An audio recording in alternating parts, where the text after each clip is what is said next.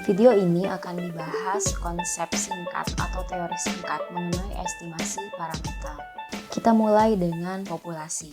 Populasi di sini memiliki ukuran yang kita beri nama parameter. Parameter itu apa saja? Yaitu ada mu, sigma, dan p. Mu di sini menotasikan rata-rata, sigma menotasikan simpangan baku, dan p menotasikan proporsi. Ya, jadi ukuran dari populasi adalah parameter. Namun dalam penelitian kita tidak mungkin mengukur populasi karena populasi itu besar. Untuk mengamati populasi akan memakan waktu dan biaya yang lebih banyak. Jadi karena kita tidak dapat meneliti keseluruhan populasi, disinilah kita memerlukan yang namanya sampling atau pengambilan sampel, di mana di sini sifatnya adalah deduktif ya. Jadi di sini kita mengambil sampel dan di dalam sampel itu ada yang namanya statistik. Statistik itu apa saja? Ada X bar, S, ada P bar. Jadi ukuran sampel itu namanya adalah statistik. X bar ada rata-ratanya, S simpangan baku, dan P-nya adalah proporsi. Ketika dilakukan pengambilan sampel, sampel ini karakteristiknya akan sama dengan populasi. Tetapi ketika kita mengambil sampel, sampel itu ada yang mewakili populasi, ada juga yang tidak. Walaupun tentu saja di sini kita mengharapkan sampel yang kita ambil itu mewakili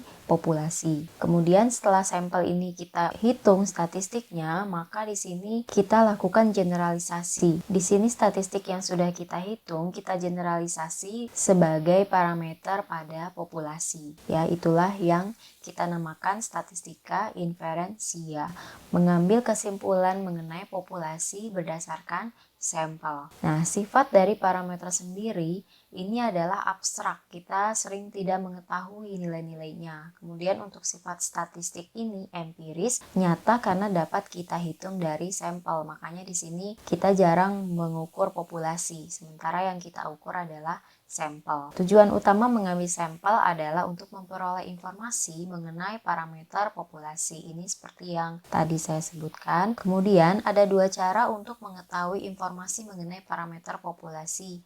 Yang pertama adalah melalui cara estimasi.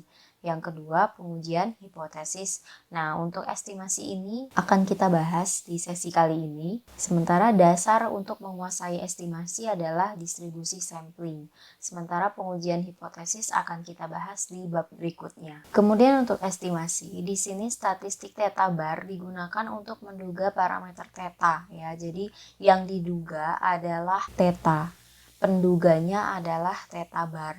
Jadi kita memprediksi nilai theta berdasarkan theta bar. Misalkan bisa saja di sini statistik X bar ini untuk menduga parameter mu. Ya, kemudian S untuk menduga parameter sigma, simpangan baku. P bar untuk menduga nilai proporsi pada populasi. Kemudian ciri-ciri estimator atau penduga yang baik. Ada 3. Yang pertama tidak bias, yang kedua efisien, yang ketiga konsisten.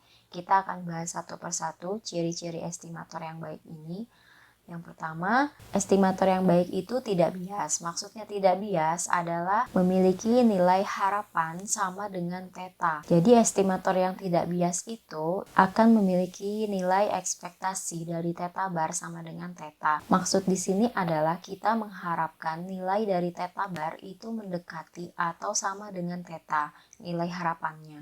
Contoh estimator yang bias itu misalkan jika theta bar lebih tinggi ataupun lebih rendah dari nilai theta sebenarnya. Ya, bisa dilihat di grafik ini. Ya, gambar yang ini menunjukkan estimator yang bias ya. Jadi untuk theta bar 1 ini lebih rendah ataupun lebih tinggi daripada nilai theta yang sebetulnya. Sementara untuk yang gambar sebelah kanan ini adalah contoh estimator yang baik karena tidak bias, di mana nilai theta 1 bar itu mendekati atau hampir sama dengan nilai theta. Ciri yang kedua dari estimator yang baik yaitu estimator yang efisien. Maksudnya efisien di sini yaitu memiliki nilai variansi yang paling kecil. Ya, kenapa kita di sini melihat variansinya? Karena variansi itu adalah alat ukur untuk melihat variasi suatu data. Ya, contohnya di sini kita bisa melihat untuk sampel dengan estimator theta bar 1 ini memiliki variansi lebih kecil daripada theta bar 2. Artinya di sini theta bar 2 datanya lebih beragam daripada theta bar 1.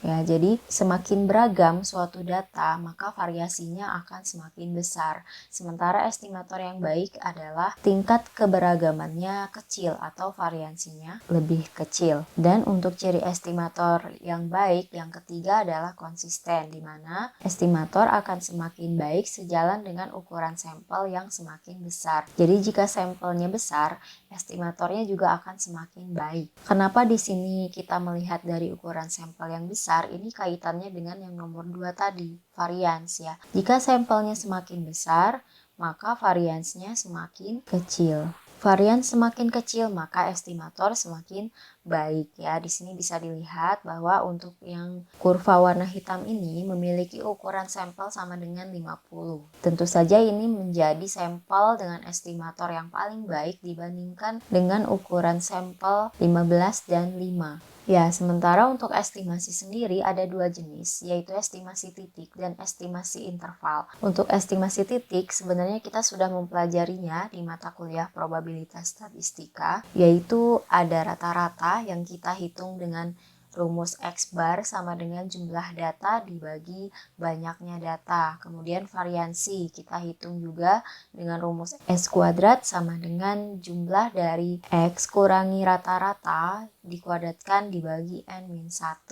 Kemudian untuk proporsi rumusnya adalah X per N. Ya, ini untuk estimasi titik. Tetapi estimasi titik ini memiliki kelemahan, yaitu tidak adanya derajat kepercayaan atas nilai estimasi yang diperoleh dari sampel. Sementara untuk estimasi interval, di sini nilai parameter theta pada populasi menggunakan beberapa nilai statistik yang ada pada suatu interval. Kita misalkan dengan notasi ini.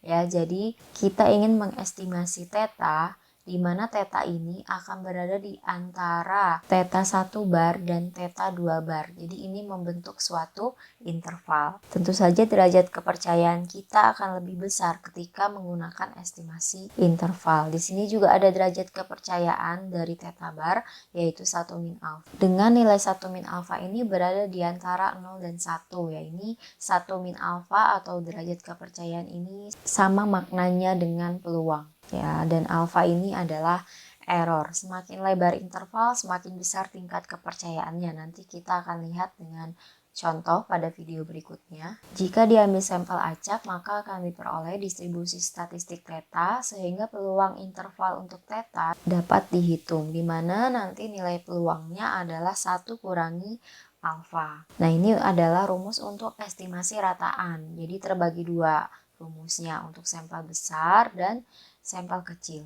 Untuk sampel besar di sini ada nilai Z, jadi ada transformasi ke normal standar. Jadi di sini kita membutuhkan tabel Z. Sementara untuk sampel kecil ini nanti akan mendekati distribusi test student. Kenapa di sini sigma dan di sini S? Karena untuk sampel kecil biasanya nilai standar deviasi dari populasi ini tidak diketahui. Sama seperti aplikasi pada central limit theorem atau teorema limit pusat. Kemudian selain menghitung estimasi rataan, untuk satu sampel kita juga nanti akan belajar bagaimana menghitung estimasi selisih dari dua rata-rata sampel besar dan sampel kecil. Selain itu ada estimasi proporsi untuk sampel besar, sementara untuk estimasi proporsi sampel kecil itu tidak direkomendasikan untuk digunakan.